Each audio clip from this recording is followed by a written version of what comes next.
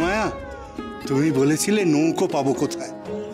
বাবা ডাক দিয়েছেন বলে দেখো মাঝি নৌকো নিয়ে অপেক্ষা করছে।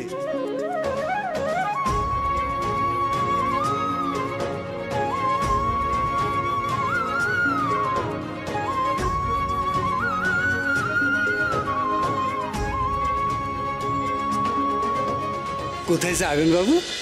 বারোদি যাবো গো, বারোদি। আসেন আসেন, এসো।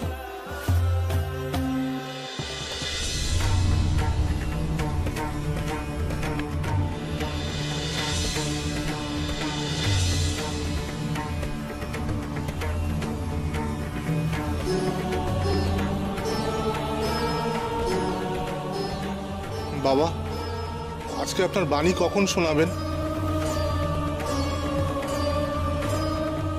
তোরা রোজ রোজ আমার বাণী শুনতে চাস কেন বলতো? সেই এক কথা কত বছর ধরে বলে চলেছি, তোদের শুনতে ভালো লাগে? এক কথা কোথায় বাবা, রোজ কত নতুন নতুন জ্ঞানের কথা বলে, সেসব শুনে মনে বড় শান্তি পাই। সেই জন্যই তো আপনার সামনে থেকে সরি না। ঠিক বলেছি মধু। বাবা, আপনার বাণী না শুনলে মন অস্থির করে। আপনি কিছু বলুন বাবা, তোরা সইছি না যে। তোদের দেখছি সবাইতেই বড্ড তাড়া, ধৈর্য বলে কিচ্ছু নেই না রে। ওরে অধৈর্যর ফল কখনো মিষ্টি হয় না রে। আমাকে কখনো অস্থির হতে দেখেছিস? কিন্তু আমারও তাড়া আছে। আমার মুক্তির সময় যে ঘনিয়ে এসেছে রে, তার মধ্যে সব কাজ আমায় শেষ করে যেতে হবে। কিন্তু সময়ের আগে তো ছুটতে পারবো না, তাহলেই হোঁচট খেয়ে পড়ে যাব। সেই জন্যই নিজেকে স্থির রাখি। তোরাও মনকে স্থির কর, তাহলে সব জায়গায় হোঁচট খাবি তো। মনে রাখবি, অস্থির চিত্তে কাজ করলে বিপদ আরো বাড়বে। তাড়াহুড়ো করিস না রে, স্থির হ, স্থির হ।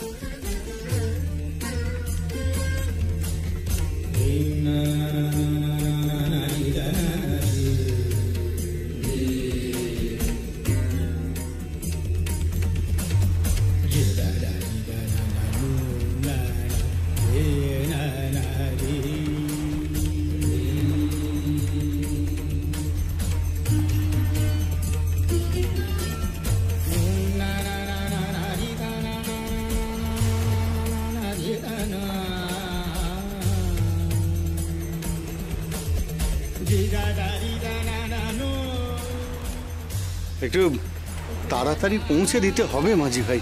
আপনি একটু স্থির হয়ে বসুন না, এত তাড়াহুড়ো কেন করছে?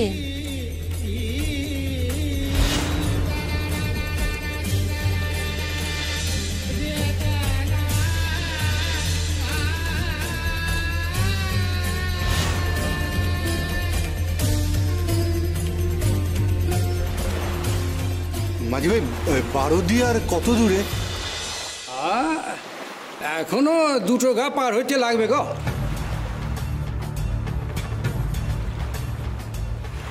পথ যে আর শেষ হয় না, কখন যে গিয়ে পৌঁছবো।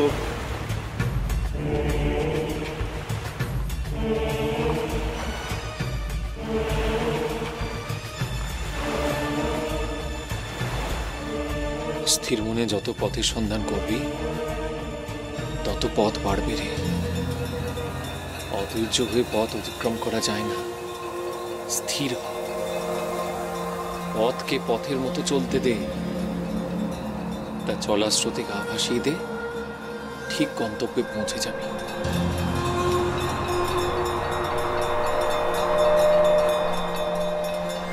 বাবু, ওই যে দূরে বারদির ঘাট।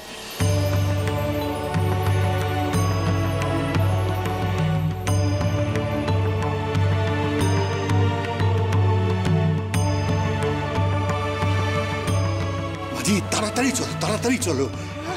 এই ভরা নদীতে আপনি কেন তাড়া করছেন বলুন দেখিনি? আচ্ছা, তর্স হয়েছে না গো।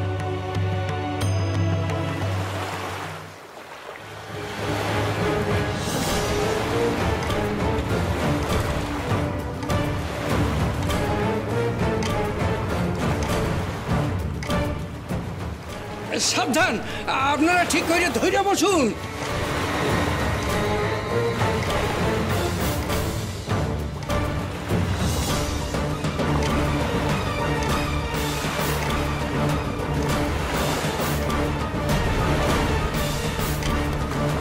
কি মাঝি, এই নৌকো থেমে গেল কেন? বাবু, নদীর তলার সরানা পাথরের নৌকাটা তো আটকে গেছে।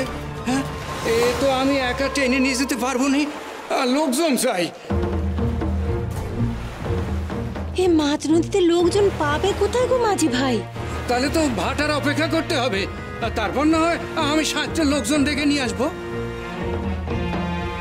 এত কাছে এসেও আমি এখন বাবার কাছে পৌঁছতে পারবো না। কি করি আমি? আমি কি করি? বাবা, বাবা, আপনার ডাকে সাড়া দিয়ে এসেও আমি আপনার কাছে পৌঁছতে পারছি না। বাবা, এই বিপদ থেকে উদ্ধার করুন, পথের বাধা কাটিয়ে দিন বাবা, নইলে নইলে আপনার কাছে আমি পৌঁছবো কি করে?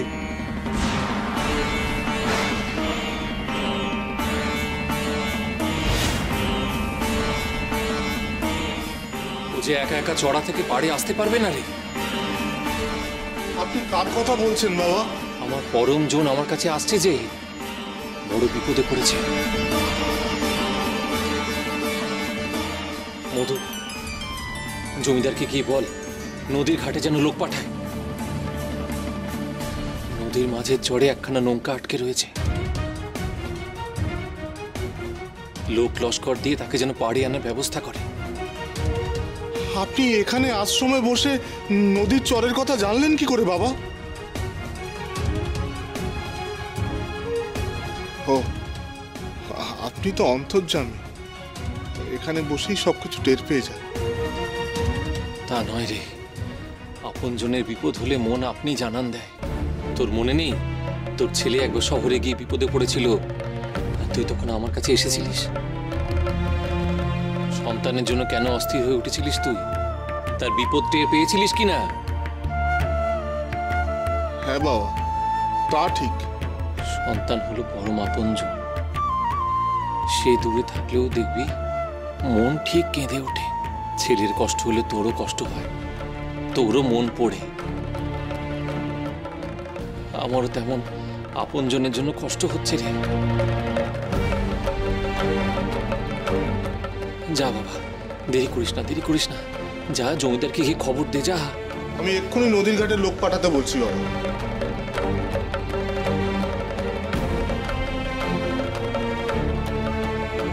আয় রে আয়, আয় জীবন কৃষ্ণ আয়, একটু প্রাণ ভরে দেখি তোকে। আয় আয় আয়।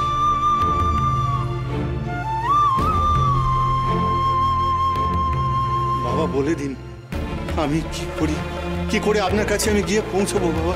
বাবা, আমি যা থাকতে পারছি না। জীবন কৃষ্ণ আয় রে আয়, জীবন কৃষ্ণ আয়। বাবা ডাকছেন আমায়, যে করে হোক বাবার কাছে আমায় গিয়ে পৌঁছতেই হবে। কি করছেন কি আপনি?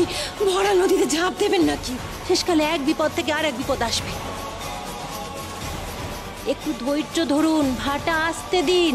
আর অপেক্ষা করতে পারছি না যোগমায়া। বাবা যে আমার নাম ধরে ডাকছেন, আমাকে এক্ষুনি বাবার কাছে যেতে হবে। কোথায় ডাকছে বলুন তো? আমি তো নদীর জলে শব্দ ছাড়া কিছুই শুনতে পাচ্ছি না। জীবন কৃষ্ণ আয় রে আয়, জীবন কৃষ্ণ আয়। ওই তো বাবা জীবন কৃষ্ণ বলে ডাকলেন।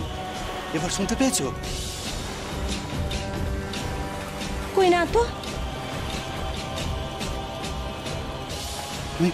আমি সত্যি বলছি যোগমায়া, বাবা আমায় ডাকছেন। আয় জীবন কৃষ্ণ। আমার কানে বাজছে সেই ডাক। আমাকে এক্ষুনি যেতে হবে। উনি আমার জন্য অপেক্ষা করে বসে আছেন। আমার দেরি হলে রেগে যাবেন বাবা। আমি ওনাকে অপেক্ষা করাতে পারবো না। তুমি আমার হাত ছাড়ো যোগমায়া।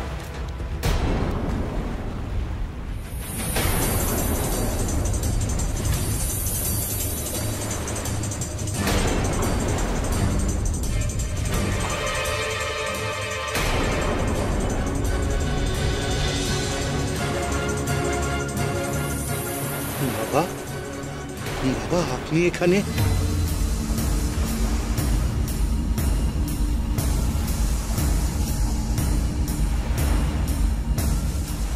বাবা কোথায় উনি?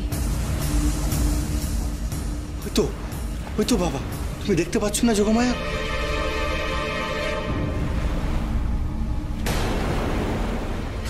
আমি বাবার কাছে যেতে পারিনি বলে বাবা নিজে আমার কাছে চলে এসেছেন। বাবা আমার হাত ধরুন বাবা, আমি আপনার কাছে যাবো বাবা। একটু সবুর কর জীবন কৃষ্ণ, ধৈর্যের অভাব হলে কি চলে? তাতে বিপদ বাড়বে বই কমবে না। একটু স্থির হও। না না না না, আমি আর সবুর করতে পারছি না বাবা। আমি আপনার কাছে যাবই, আমাকে যেতেই হবে। কেন পাগলামি করছেন? আপনি একটু স্থির হয়ে বসুন না। বাবু বাবু আপনি কেন এমন করছেন? হ্যাঁ, আমি যে বাবাকে না দেখে আর থাকতে পারছি না। আমাকে নিয়ে যান বাবা। বাবা আমাকে আপনার কাছে নিয়ে যান।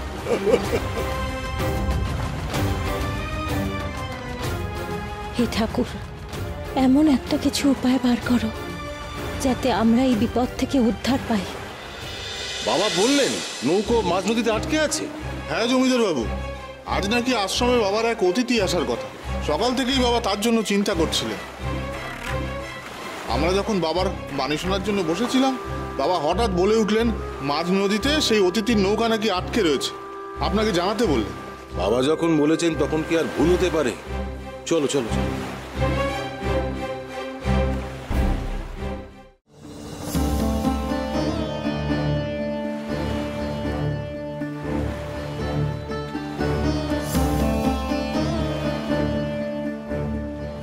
ওই দেখুন জমিদার বাবু, সত্যি মাঝ নদীতে একটা নৌকা দাঁড়িয়ে আছে, আর তার মধ্যে কিছু লোকজনও আছে।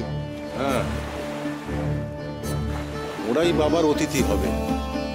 মধু, তুমি এক কাজ করো, তুমি ওদের জানান দাও যে আমরা ওদের উদ্ধার করতে এসে গেছি।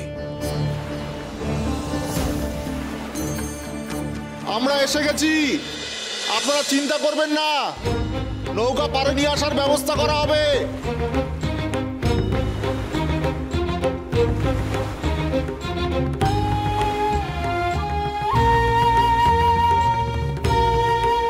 ঠাকুর মুখ তুলে চেয়েছেন গো, নাহলে এতজন মানুষ এখন নদীর ঘাটে আসবেন কেন? এই তোমরা যাও, নৌকো পাড়ে নিয়ে এসো। যাও যাও যাও।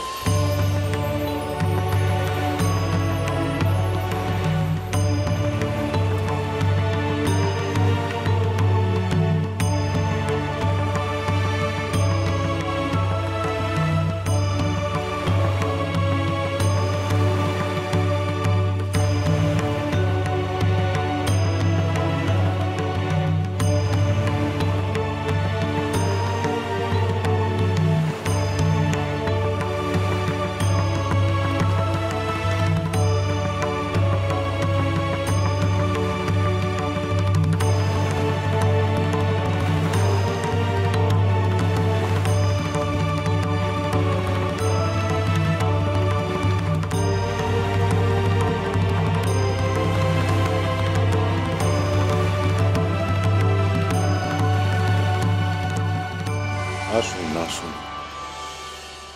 আমি এই বারুদি গ্রামের জমিদার। এই বারুদি গ্রামে আপনাদের স্বাগত জানাই। আমাদের বিপদ থেকে উদ্ধার করে আপনি বড় উপকার করলেন। আপনার প্রতি আমাদের কৃতজ্ঞতার শেষ নেই। না না, কৃতজ্ঞতা আমাকে জানাবেন না। আমি তো লোকনাথ বাবার নির্দেশে আপনাদের নিতে এসেছি। বাবা আপনাদের পাঠিয়েছেন? তার মানে বাবা জেনে গেছেন যে আমরা বিপদে পড়েছি। বাবা যে অন্তর্যামী, খবর পাঠালেন যে আপনাদের নৌকো নাকি মাঝ নদীতে আটকে গেছে, তাই তো ছুটে এলাম। সকাল থেকেই বাবা আপনাদের জন্য চিন্তা করছেন। আপনাদের নাকি আসার কথা বাবার কাছে। কাল রাতে বাবা স্বপ্ন দিয়ে আমায় ডাকলেন, তাই তো বাবার কাছে ছুটে এসেছি। বাবা বাবা এখন কোথায় আছেন? এই গায়ের শ্মশানের মধ্যে ওনার আশ্রম, নদীর ধারেই ওনার আশ্রম। একটু গেলেই দেখতে পারবেন। চলুন আপনাদের বাবার কাছে নিয়ে যাই। আসুন।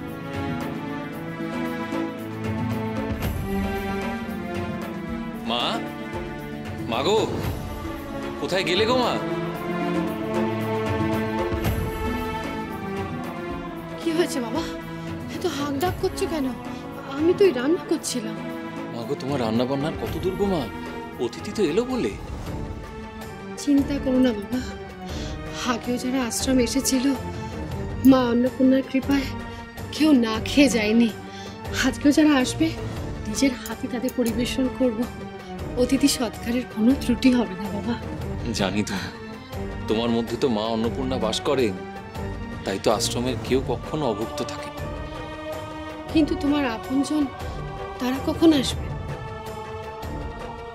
আসছে গো, আসছে। জীবন কৃষ্ণ আসছে। সময় যে হয়ে গেছে গো, আমার সঙ্গে ওর দেখা হবে। আসছে, আসছে। অতিথি আসার সময় হয়ে গেছে, তাও লোকনাথ আশ্রমের ভেতর চলে গেল। তবে কি ও আপনজনদের সঙ্গে কোনো লীলা খেলা করতে চায়?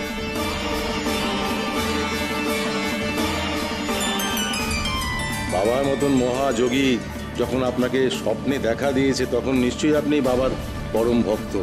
ভক্ত কিনা জানি না, তবে বাবার সঙ্গে আপনজনের মতোই এক অমোঘ টান রয়েছে। না হলে কি আমার বিপদ অনুভব করে আপনাকে পাঠান? বাবার সঙ্গে আপনার শেষ কবে দেখা হয়েছিল? 25 বছর আগে একবারই ওনার দর্শন পায়।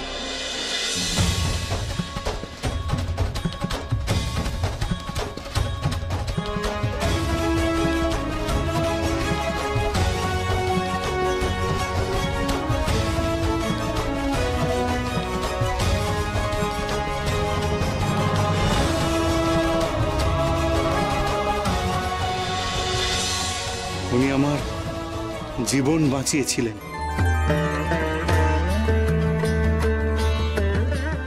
সেই থেকে উনি ঈশ্বর রূপে আমার অন্তরে রয়েছে। তারপর কখনো আপনাদের দেখা হয়নি? না, বাবা বলেছিলেন সময় হলেই তোর সঙ্গে আমার দেখা হবে। তা বোধহয় সেই সময় এখন হয়েছে। হ্যাঁ, বাবার সঙ্গে দেখা হওয়ার সময় এসে গেছে। ওই দেখুন, আশ্রমের চালা দেখা যাচ্ছে।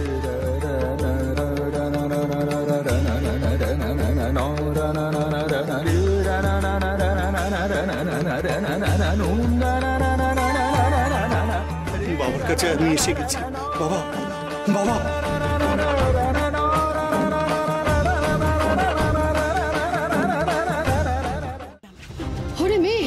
হরে মেয়ে, কোথায় যাচ্ছিস? আজকে কেন অতিথিরা আসবেন? হ্যাঁ, এভাবে উঠোনে দৌড়াদৌড়ি করিস না মা, কোথাও শান্ত হয়ে বস।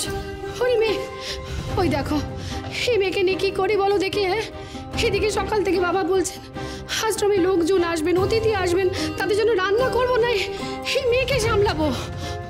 ও মেয়ে, শান্ত হয়ে বস মা, একটু ছোটাছুটি করিস না। ওই দেখো আবার চলে যায়। ও মেয়ে, কথা শোন মা। বাবা, বাবা, বাবা কোথায় আপনি? বাবা, আমাকে দেখা দিন বাবা। আপনি কোথায় বাবা? বাবা,